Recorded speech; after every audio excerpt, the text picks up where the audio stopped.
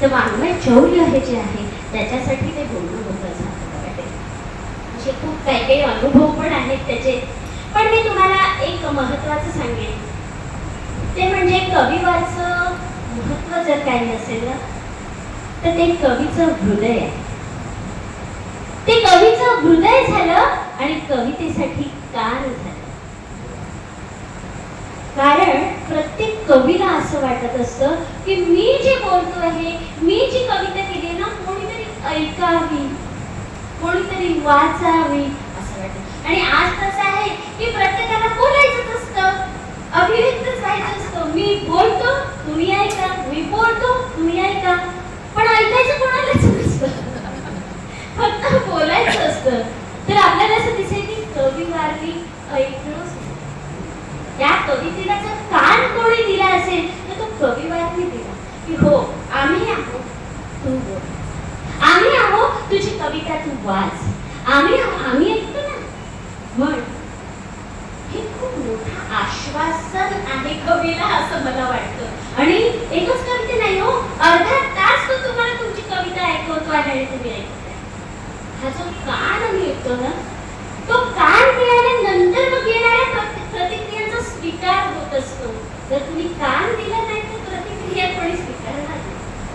हा कविवारने जो कान दिला त्याच्यामुळे मग समोरून येणाऱ्या ज्या प्रतिक्रिया होत्या त्या स्वीकारल्या गेल्या. ज्यांनी नाही स्वीकारल्या त्याचाही आनंदच होता, पण त्यांनी स्वीकारल्या त्यांच्यामध्ये जो बदल झाला तो आम्ही प्रत्यक्ष बघितलेला आहे असं वाटतं. मला वेळ झालेली आहे.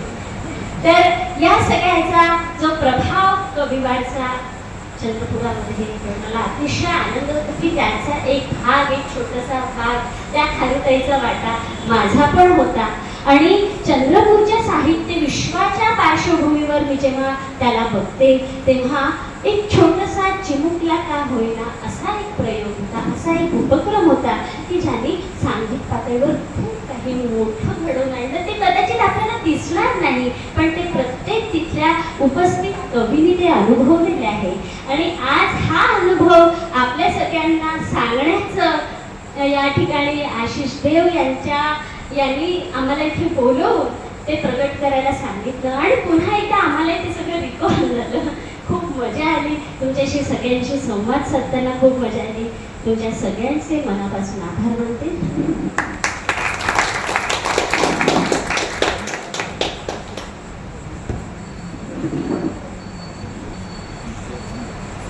धन्यवाद पद्मरेखाताई. तुमच्या बोलण्यामुळे अनेक गोष्टींचा उलगडा झाला, अनेक पैलू कळले. आता सत्र प्रश्नोत्तराचे.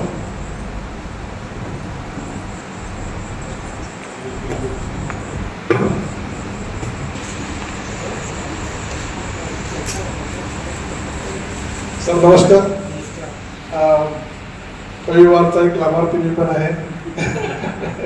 कारण पहिल्या कमी प्रश्न विचारला पाहिजे पण मी बोलतो एक वाक्य. पहिल्या सीझनमध्ये तुमच्या मतानुसार जेव्हा मी होतो तेव्हा मी स्वतःला खूप मोठा कविवर समजत होतो, पण तिथे आल्यानंतर मला लक्षात आलं की आपण कुठंच नाही आहे. आणि मग ती चिरफाड झाली सगळी.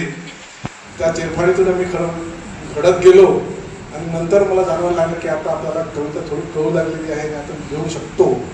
आणि मग म्हणजे अशा काही प्रतिक्रिया यायला लागल्या जाणकारांकडून की त्या प्रतिक्रियांना मुळेच आम्हाला बळ मिळालं आणि मग आम्ही चांगल्या प्रकारे देऊ शकतो असं आम्हाला जाणवायला लागलं. तर असो हा एक भाग झाला.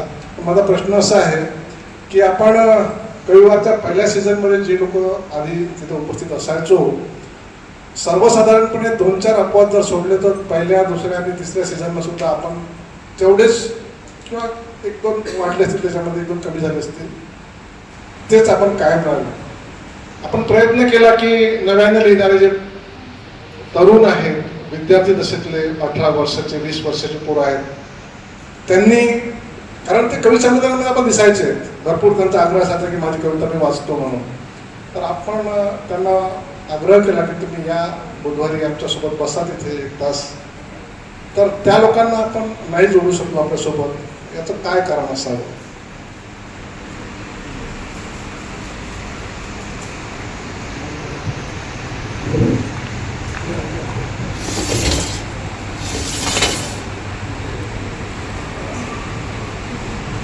प्रश्नांजली.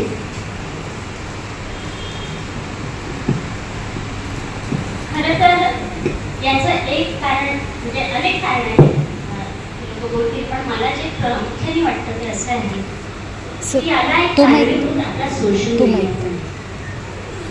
आज असं आहे की सगळ्यांना फक्त चांगलंच ऐकायचं असतं, वाईट कोणालाच ऐकायचं नसतं. स्वतःबद्दल काहीतरी दोष आहे माझ्या कवितेमध्ये किंवा मला माझ्या याच्यात सुधारणा घडवायची आहे हे कोणालाच ऐकायचं नसतं. आणि याला सगळ्यात मोठं जर कोणतं कारण असेल ना, मला वाटतं ते म्हणजे फेसबुक आणि व्हॉट्सॲप आहे, सोशल मीडिया.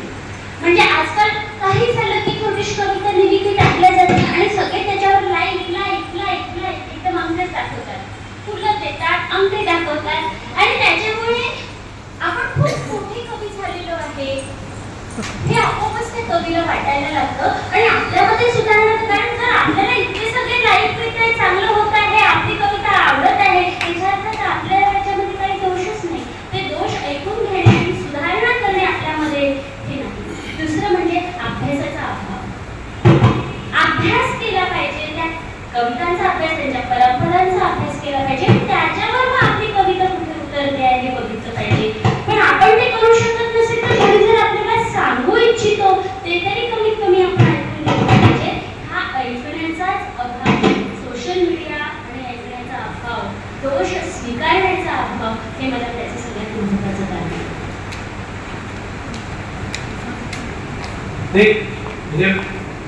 म्हणजे जे सांगितलं की बा दोष आपला आहे हे ऐकून घ्यायची तयारी नाही.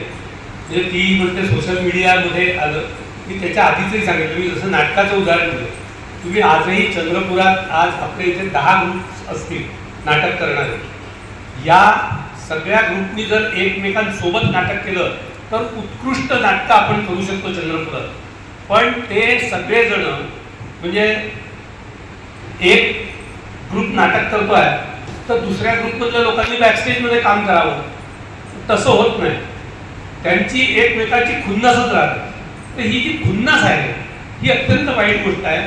त्यांनी तुम्ही कलेचा आनंद घेऊ शकत नाही. आणि हे जे अभ्यासाचा अभाव सांगते आहे, तर आमच्यातले एक कवी त्यांचं असं म्हणणं होतं, म्हणजे 1-2 सीझन सोबत राहिल्यानंतर त्यांचं ते मत होतं की तुम्ही जे बोलता त्यांनी कवी डिस्करेज होतो आणि त्या डिस्करेज होण्याने तो पुढे काही करू शकत नाही, म्हणून त्यांनी येणं बंद केलं. एक उदाहरण असंही मी म्हणजे ऐकलं एका प्रकाशनाच्या कार्यक्रमात की वक्ता असं म्हणाला की हा कवी कोणाचं काही चोरतच नाही, त्याचं कारण असं हा कोणाचं काही वाचत नाही. तर ही जी प्रवृत्ती आहे ती वाचायचंच नाही. वाचन काही म्हणजे आम्ही खूप वाचतो अशातला भाग नाही, पण मी कोणाचं वाचणारच नाही तर कसं ते मला कळणार आहे की काय योग्य काय अयोग्य. तर ती प्रवृत्ती नाही, हा एक त्याच्यातला भाग आहे.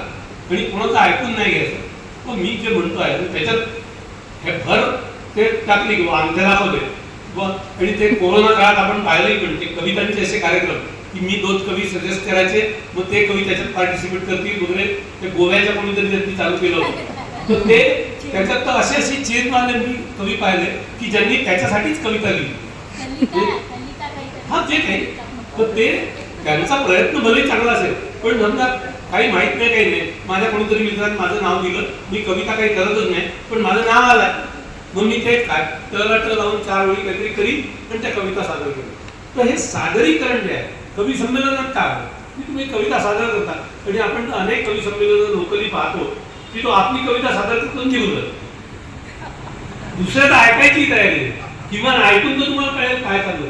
तर ती तयारी नाही, हा त्याच्यातला भाग आहे. आणि कोणाला एक टीका ऐकण्यासाठी जे हिंमत लागते, पण त्यांनी माणूस घडतो. हे आपण म्हणजे बघा, आपण ज्याला म्हणतो किंवा चिमणीचे टाके सोसल्याशिवाय काही दगडाचा देव होत नाही, तर ती परिस्थिती आहे. पण ज्यावेळी लोकांना कळेल किंवा आपण ते केलं पाहिजे, पण कळेल. आणखी काही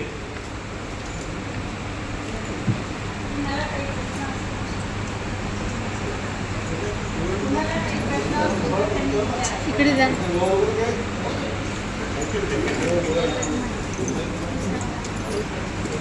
सर, वर्षा मॅडम, तुम्ही खरंच हा मला असं तुमच्या कविता म्हणजे जे तुम्ही विषय मांडले खूपच आवडले. एक वेगळं विश्व पाहायला मिळालं. तर हा जो एक रविवार कविवाद, तर हा कुठे जन्म झाला याचा आणि कसं भरत गेलं?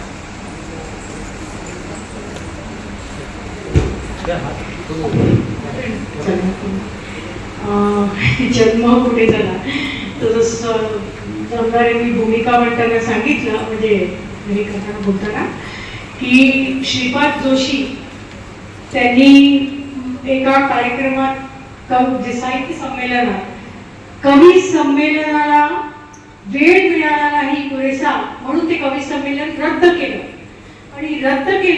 आणि ते कवी सगळे हिरमुसल्यावर त्यांच्या एक डोक्यात आलं की ह्या कवींना संधी मिळायला पाहिजे होती आणि मग अशी संधी, म्हणजे अगदी हे काही संधी देण्याचा भाग जरी नसला तरी कुठला तरी असा उपक्रम चालवला पाहिजे की जिथे सर्व कवी जे आहेत, ज्यांना जे इच्छुक कवी आहेत, त्यांनी येऊन तिथे आपलं प्रगट व्हायला.